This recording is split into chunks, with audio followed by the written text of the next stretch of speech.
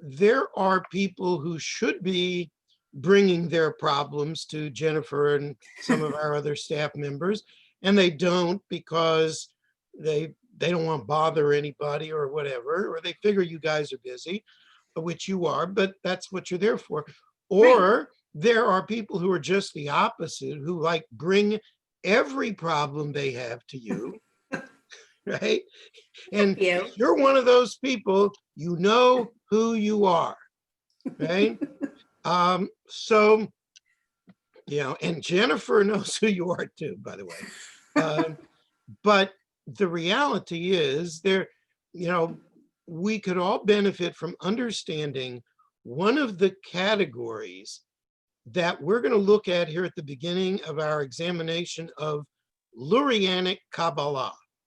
Okay? So for this, I want to welcome you to 16th century Tzfat, or Safed, as it is frequently written in English. And this is, of course, a community that primarily developed right after the expulsion from Spain in 1492. And Tzfat was a relatively small community, but economically, it was well above the average. And so it was relatively easy for people to make a living there, for the Jews at least. And they, if you were a Kabbalist, you quickly heard one way or another, you were likely to hear that Tzfat was a place where you could learn a lot more and still make a living.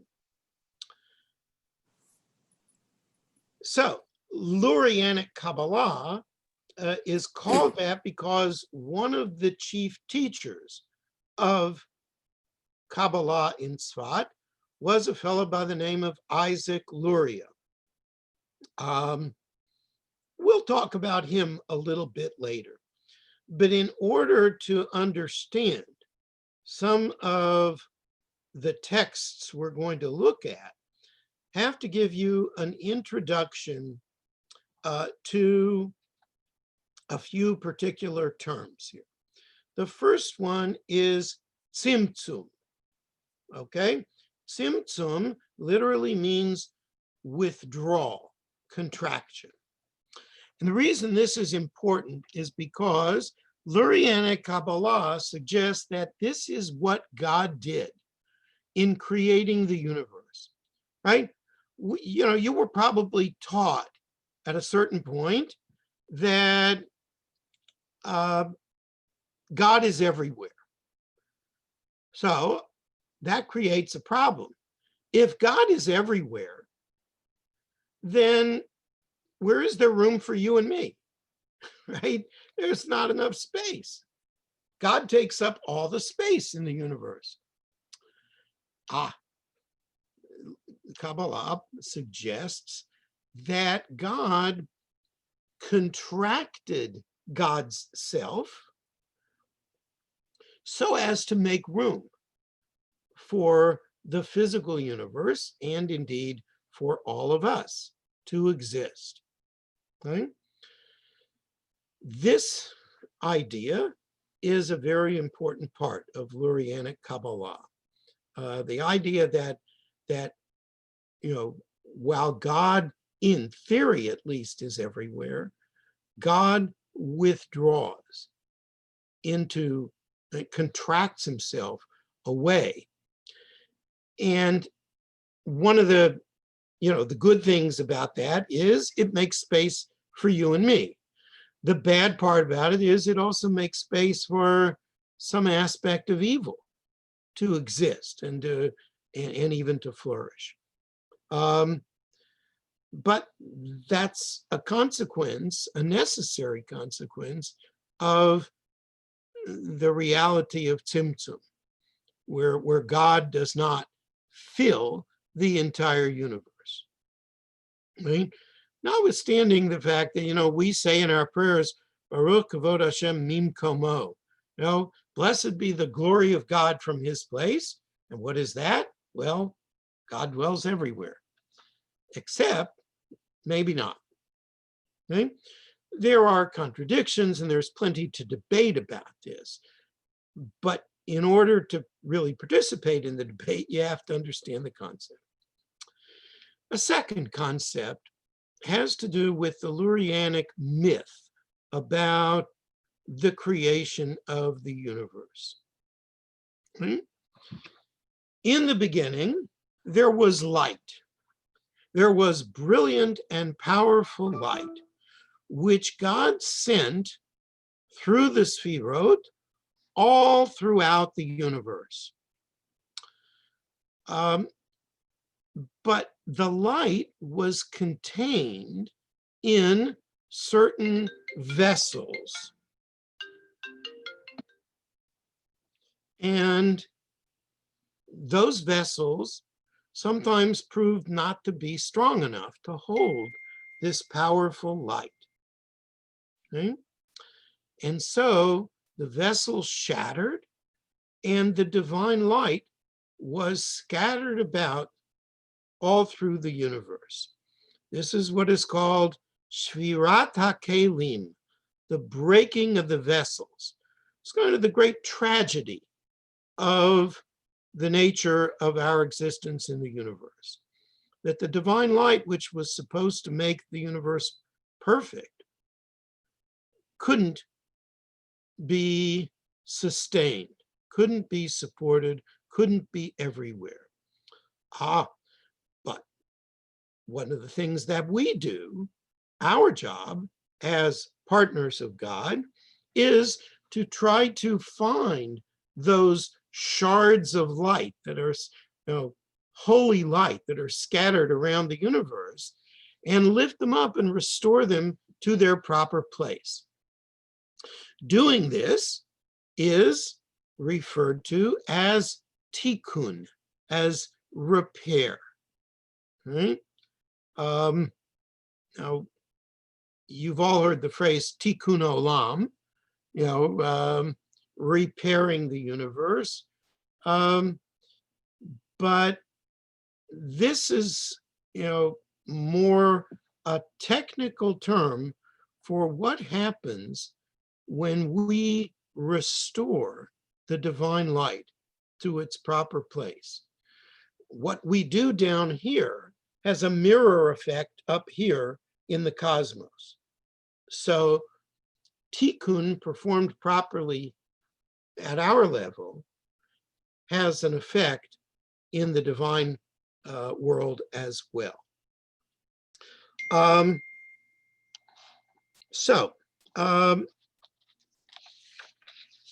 me go through a little bit of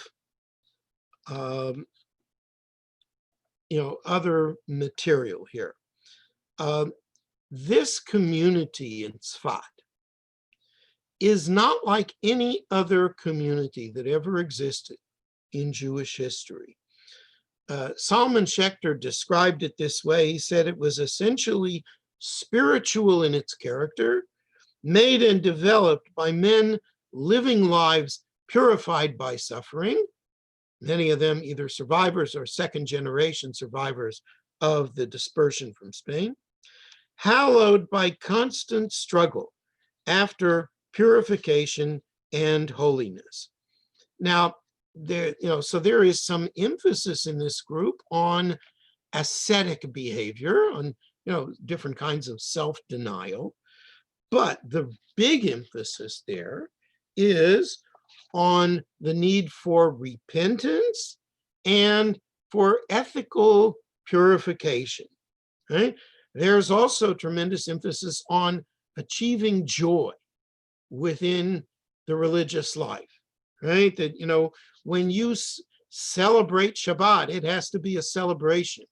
When you celebrate a festival, it must be a celebration, right? Now, that's true in normative Judaism, too, rabbinic Judaism, but the Kabbalists add extra emphasis on this. They add new rituals, they add new interpretations. They have a whole new kind of a pile on this idea. right? So Tzfat attracts a tremendous number of Kabbalistic thinkers. Um, some of the great ones, in addition to Isaac Luria, Moses Cordovero, who probably was the most prolific Kabbalistic author in history. And he and Luria actually overlapped for a short time in Tzfat. He died shortly before Luria in 1570. Others like Elijah Davidas and Eliezer Azikri were not so prolific, but they wrote extremely profound and influential books, which had great influence on the development of Kabbalah and the spread of Lurianic Kabbalah in subsequent generations. Luria himself was born in Jerusalem. He lived for a while in Cairo. He only came to Tzfat 3 years before he died. He died of, some epidemic that was going around. He never wrote down any of his teachings. He shared them with a small circle of his students, and one of them in particular, a fellow by the name of Chaim Vital, who lived for half a century after Luria died. He put much of Luria's teachings into manuscript, but most of those manuscripts were only distributed after Vital himself died in 1620. Lurianic Kabbalah has been described as Kabbalah on steroids. And you can, you get a sense of that if you understand some of these concepts. The idea of tzimtzum, right? The contraction of the Ein Sof, the divine infinite God, who then contracts himself. So there's that, empty space that's left for us, but also for evil, for imperfection. You can think of Tzimtzum as a metaphor, because after all, where could there be a place where God is not, right? But it does express a tension between our closeness to God and our distance from God, right? Shvirat HaKelim, the breaking of the vessels, right? God is responsible for that. And so in that sense, God is responsible for the creation of evil as well as the creation of good. But it's a very powerful concept, the idea of a broken world, right? And there's a solution to it because, if you can find those shards of light around the universe, you can actually do something about the brokenness of the world. But it does suggest that creation originally was a failure, right? And so now we share with God the responsibility for making it a success, right? And then tikkun, that, we Jews have specific responsibilities to perform that repair. And the ultimate redemption, right, which is the coming of the Messiah, right? That ultimate redemption can only happen when the tikkun is complete, when we restore all those shards of light to their proper places, right?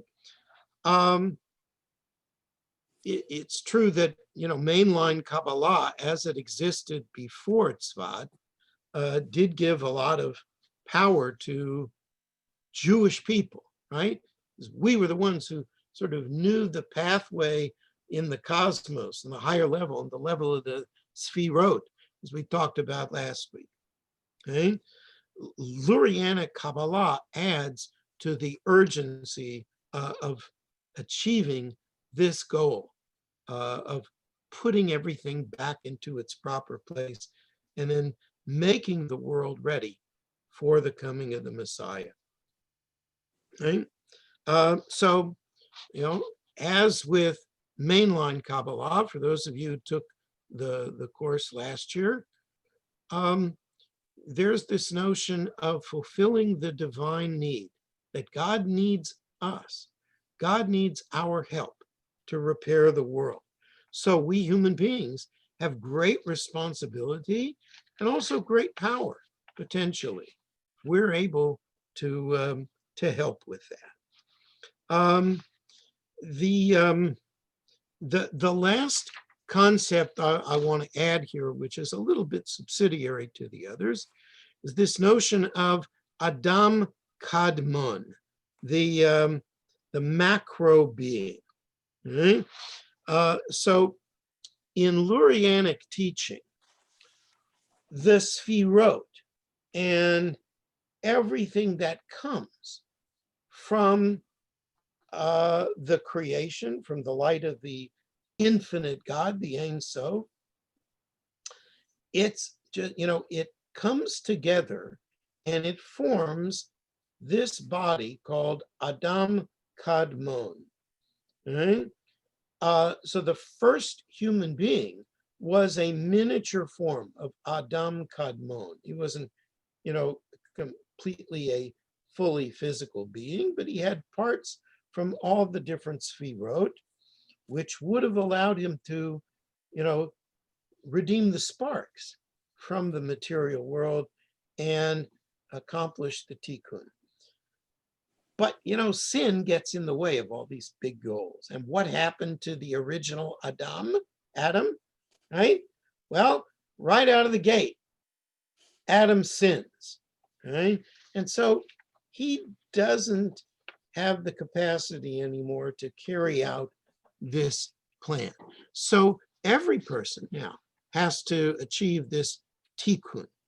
And the tikkun, not only will it, restore the vessels to their proper place, it will restore Adam Kadmon to its original place. So like the limbs of this macro being are rooted in the Sphirot, and they are also rooted in individual souls. If your soul's root comes from the same root as another individual, you might feel a tremendous connection to them. If you've ever wondered why you feel a pull to another person, it may not just be hormones, right? It might be that your soul has the same root as theirs, right? And maybe you have a particular way of assisting with the tikkun through that root. Okay? In a few weeks, we're going to look at some of the particular customs and practices of the Lurianic Kabbalists in Tzfat. But it was definitely a living community. It was, there's a lot of history written about Tzfat. It's not an abstract idea. Okay? And it had enormous influence in the Jewish world. It influenced the majority of rabbis for several centuries.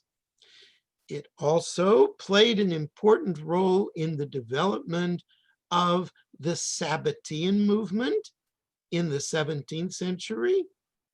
About the Sabbateans, the false Messiah, Shabtai Tzvi.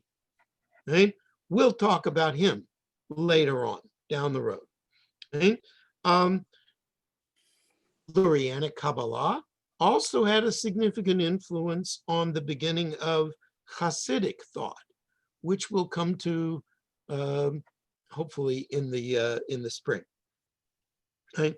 But it's definitely an outgrowth of earlier Kabbalah.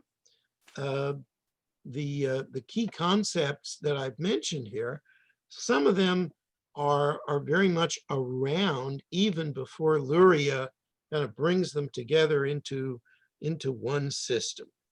Okay. Comments or questions up to here? Yes, Lou. Several, so if I get too much, just cut me off. It's okay. Yeah, well, one at a time. Tzimtzum.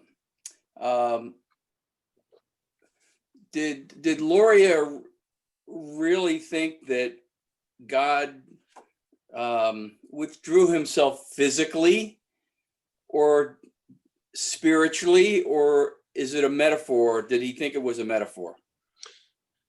Yes, it is one or the other, and it is not totally clear which one it is, right? There are different disciples from the system, and they take different positions on that question, right? So the answer to your question is all of the above.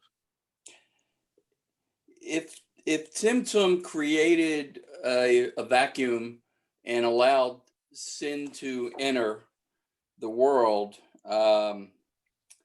was that intentionally, not the Tzimtzum, but would the entrance of sin or evil, and I have a follow-up question on that, was that something that God intended or didn't intend, but was just a byproduct of the Tzimtzum? Yeah. I think that Luria believed it was a byproduct, a necessary byproduct, an unfortunate byproduct, not one that God wanted. Are sin and evil the same or different? Well, sin is the action and evil is the result. Of course, sometimes the result of sin is not evil. Now, there are occasions when you commit a sin, but maybe it turns out for the best. Right? That said, you don't want to sin, right? Yeah. Okay. The reference of sin with Adam Kadmon, is that the sin of eating the fruit from the tree of knowledge, or is there other sin involved? That's the original sin. Of course, other sins follow, right? But that's the original sin, and that is what makes the original Adam unable to participate at the level for which he was intended. Is hold on a second. Let me ask if anybody else has any Sure. questions you want to ask at this point. Yes, Ann. You have to unmute yourself, Ann. Gershom Scholem says that the reform movement came from people who were Frankists or something like that. Are you going to get into that as one of the results of? No, because I'm not convinced that Gershom Scholem was right. Okay. Yeah, but the Frankists, from whom of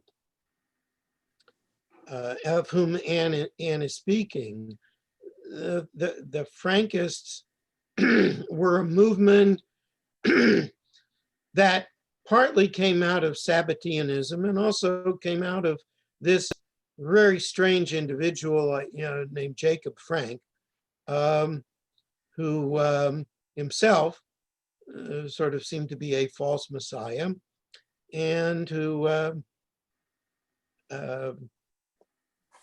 had an approach to change the law into its opposites, particularly when it came to sex.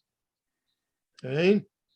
So he's an interesting character, and we'll talk about him a little bit down the road when we get to Messianism. Give us some time for that, Ann.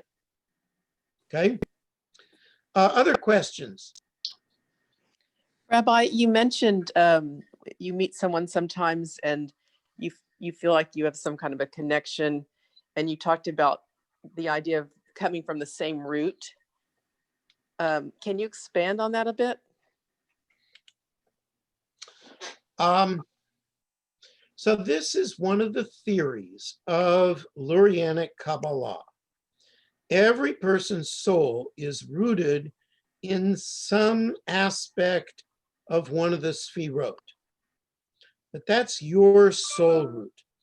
So for instance, if your soul root comes from an aspect of the Sfira of Chesed, of loving kindness, so that is what may move you to have a special affinity and a talent for deeds of loving kindness. And if I see you do that, and I am drawn to that too, maybe what that suggests is that my soul comes from the same root. Okay? Is that sort of what you were asking, Karen? Yeah. Yes. Thank you. Okay. Yes, Karen. Daniel. I was wondering if there might not be the converse to that in Kabbalah, in which, in order to be a whole person, you need to complete yourself by finding people who have Sefirot that you don't have, and you're drawn to them. Yes. So this is kind of the opposite of the concept that Karen is asking about. You don't have a natural attraction to someone who is rooted in chesed. Maybe your soul is more rooted in gevurah, which means power, or din, which means judgment, right? You're more the sort of person who's really concerned about boundaries, about law and order, right? Right? And this doesn't have to be a political issue. It's a very personal issue. It's do you raise your children with really hard boundaries? Do you establish hard boundaries for yourself? And do you get down on yourself if you happen to cross one of those boundaries, however minutely you might do that? Right? So the reality is that you're not complete if you don't have some influence from the other side, from chesed, right? Because if you're unbalanced within gvura, that's a serious problem. Could lead to fascism, among other things. Right? Okay. So yeah, that's the opposite of what Karen was talking about. And you need both. Yeah, someone else? Yes, Ann. Was Karen talking about soulmates, or were you? Well, I think that's one aspect of it. It does, if you're talking about soulmates, it could be about who your permanent partner of the opposite sex or the same sex is, right? Or it could be someone whose life story you find a certain affinity for. Even though, maybe you are 30 years old and that person is 80 years old. So this is not somebody you're going to spend your life with. In that sense, they're not your soulmate. But you have a powerful attraction to their story, to how they have lived their life. Okay. Other comments or questions up here? All right, then. Let's take a look at the first text. And this comes from a pre-Kabbalistic text. It's just an example of how the idea of Tzimtzum existed before it became an important part of Lurianic Kabbalah. So it says, how did God produce and create this world? Like a man who gathers in and contracts his breath or contracts himself so that the smaller might contain the larger. So he contracted his light into a hand's breadth according to his own measure, and the world was left in darkness. And in that darkness, God cut boulders and hewed rocks. Right? So this text is the product of a very early Kabbalistic circle that existed in the 13th century. So before the Sfirot were created, the Ein Sof draws itself into a tiny space, and it leaves behind this darkness, this empty space, and it leaves room for all the things in the universe, the physical universe, that are going to be formed. Right? This is actually contracts his light into a hand's breadth. Maybe because in the tabernacle in the wilderness, in Exodus 25, God tells Moses, there I will meet you. I will impart to you from above the cover, from between the two cherubim that are on top of the Ark of the Pact, all that I will command you concerning the Israelite people. So God spoke to Moses from above the cover of the Ark, and the cover was the thickness of one handbreadth. So that's why that measure is significant. Comments or questions up to here?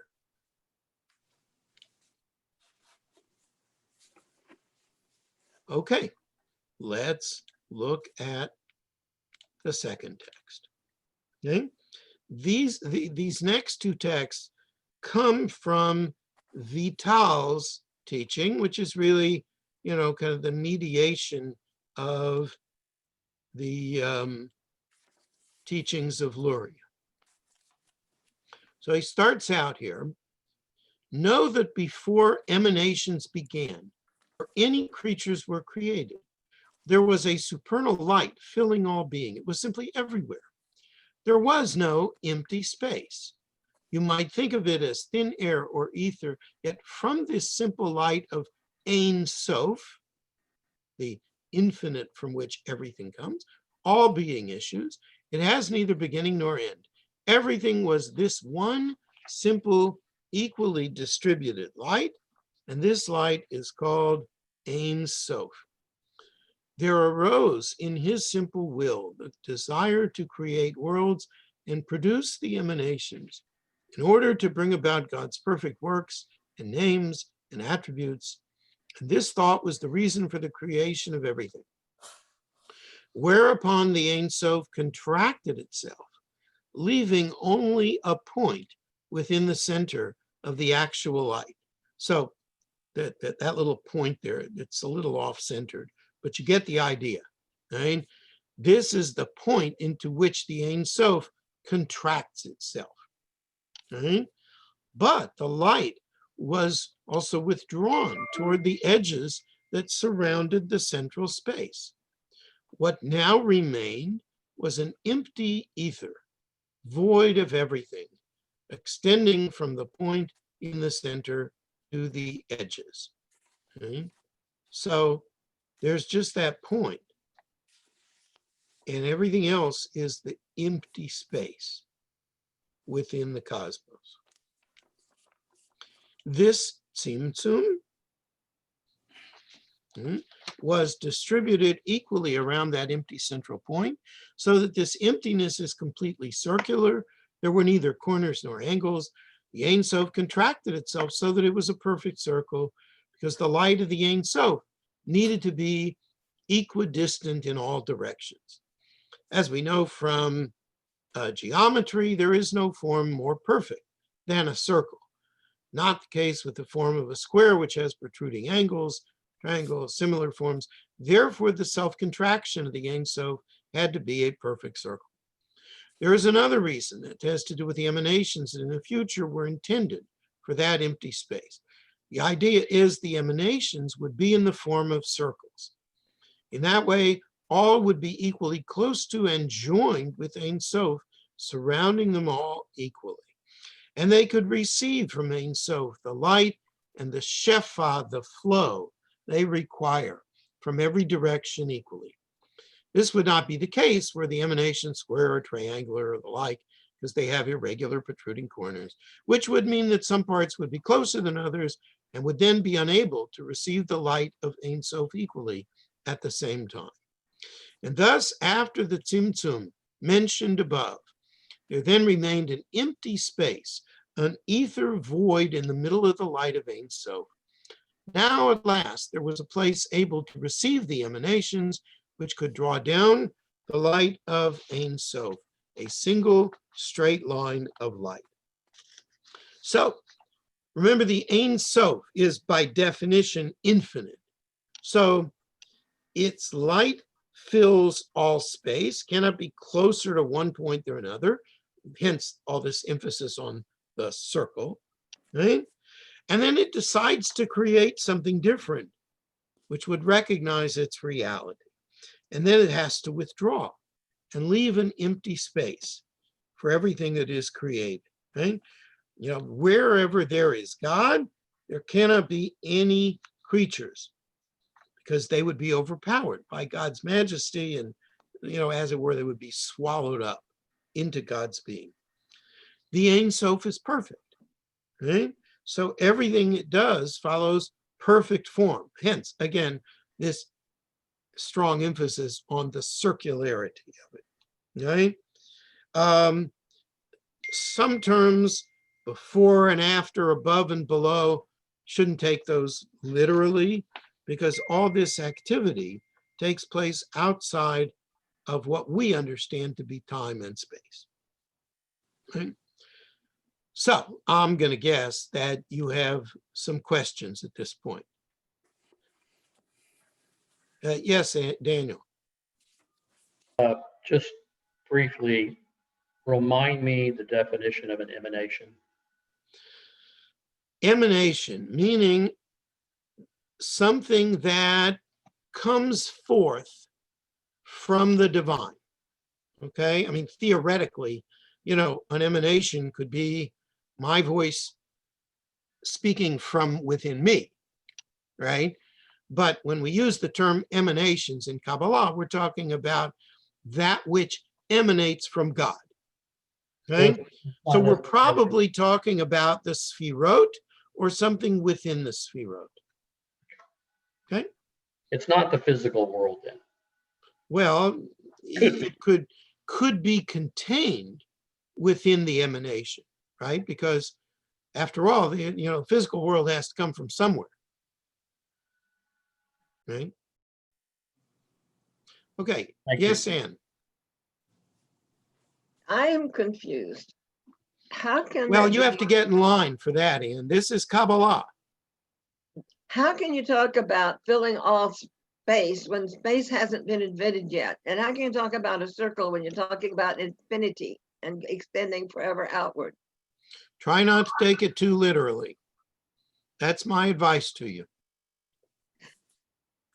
You're not gonna Okay. explain it. Yeah. This, there are certain problems with this that you cannot resolve physically, right? But it's like, you have no physical evidence that, direct physical evidence that God exists. That's a matter of faith. And so the Kabbalist would ask you to take these matters on faith in the same way. Yes, Lou. Chaim Vital, did he write this text that we're looking at? Yes. Um, So he claims that everything he wrote down is just the teachings of his teacher. We do not know that for a fact. right? And there is some suspicion that actually Vital made little changes here and there in the Lurianic system. You know, from the time of Luria's death in 1572 to the time when these manuscripts become made public, that's 1620. That's almost half a century. So Yeah. we do not know if they are Luria's teachings or just Vital's version of Lurianic teachings. Is there any understood reason why he talks about a circle instead of a sphere, plane geometry as opposed to solid geometry? Because life doesn't exist on a flat surface. Right. So I think he just, you know, he used the simplest possible way of understanding it. I'm sure he would have been fine with a three-dimensional or a multi-dimensional explanation of Tzimtzum. He does it on the simplest possible level, right? A sphere, in my mind, would certainly have been more accurate than a circle. And if the Ein Sof existed prior to creation, and Tzimtzum was a contraction in the space, as Anne mentioned, there must have been, in his mind, space before creation. Yes. And the Tzimtzum, is that a reference Maybe. to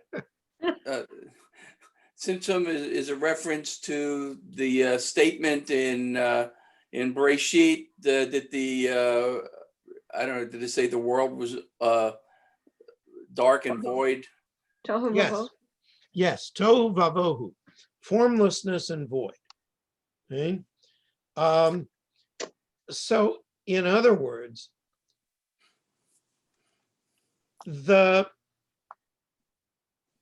preceding the act of Tzimtzum, God filled the world, filled the universe, filled everything, filled all universes, right? And then God performs Tzimtzum, contracts, and so what you have is Tohu Vavohu. And you have the space for God to kind of hew out the physical creation. Okay? Okay. All right. Other questions or comments? Okay. You notice I haven't asked if you're all comfortable with this. The goal is not to be comfortable with it, it's just to kind of grab hold of it as best you can. It does have, challenges. Let's take a look at the next text, and this is probably what we're going to end with for today, which is really just another way of looking at this Tzimtzum. When the supernal emanator wished to create this material universe, it contracted its presence. Right? There's the term Tzimtzum. At first, Ein Sof filled everything. It is known that even an inanimate stone is illuminated by it. Otherwise, the stone could not exist at all. It would disintegrate. The illumination of Ein Sof clothes itself in garment upon garment. At the beginning of creation, when Ein Sof withdrew its presence all around in every direction, it left a vacuum in the middle, surrounded on all sides by the light of Ein Sof, empty precisely in the middle. There's where the notion of a sphere sounds better than the idea of a circle. The light withdrew like water in a pond displaced by a stone. When a stone is dropped in a pond, the water at that spot does not disappear. It merges with the rest.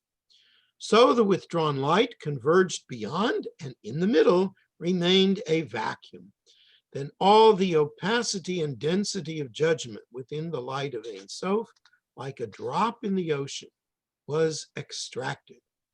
Descending into the vacuum, it transformed into a golem. What's a golem? You know, a mass, all right? Surrounded in every direction by the light of Ein Sof.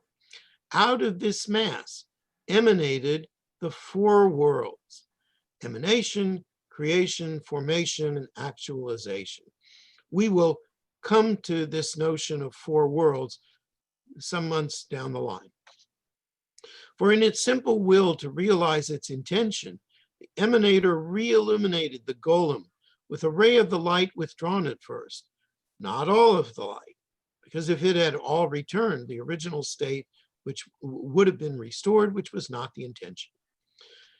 To fashion pottery, the potter first takes an unformed mass of clay and then puts his hand inside the mass to shape it. As it is written, famous verse from Jeremiah, like clay in the hands of the potter.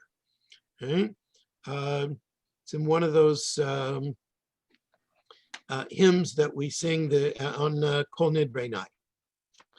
So the supernal emanator put its hand into the amorphous mass, that is, a ray of light returned from above.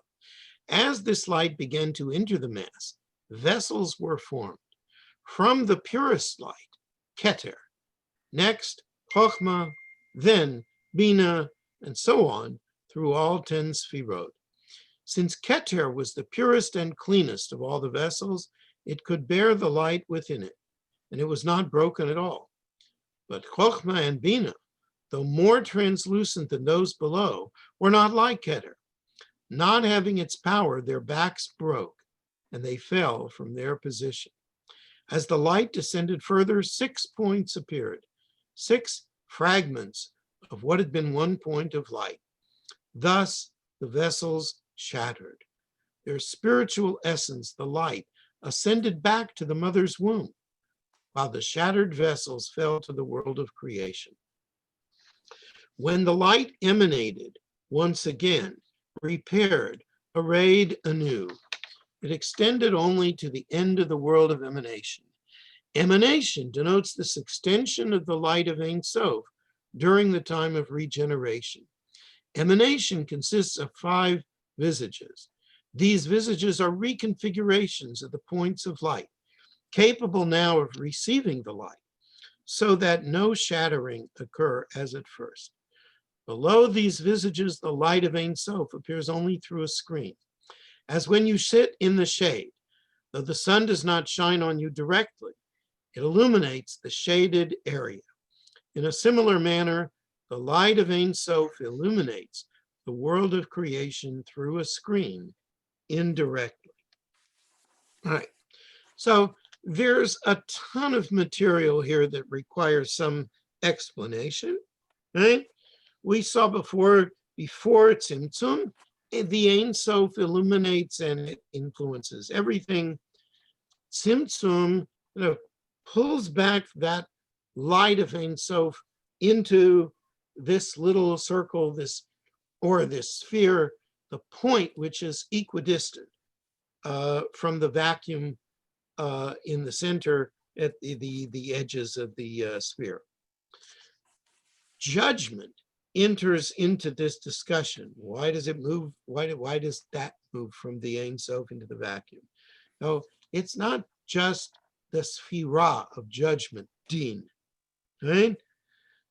Din means also that you are creating distinctions, making boundaries. That's one of the qualities of that sphira. Because without boundaries, no independent object or creature could exist.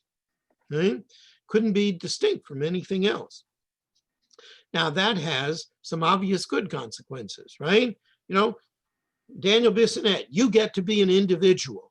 You are not melded with Lou Dorfman. I know you're right on top of each other in my screen, right? But, you get to be independent beings.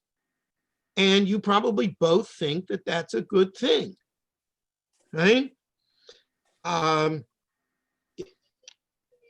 you're not just, cells in some bigger body.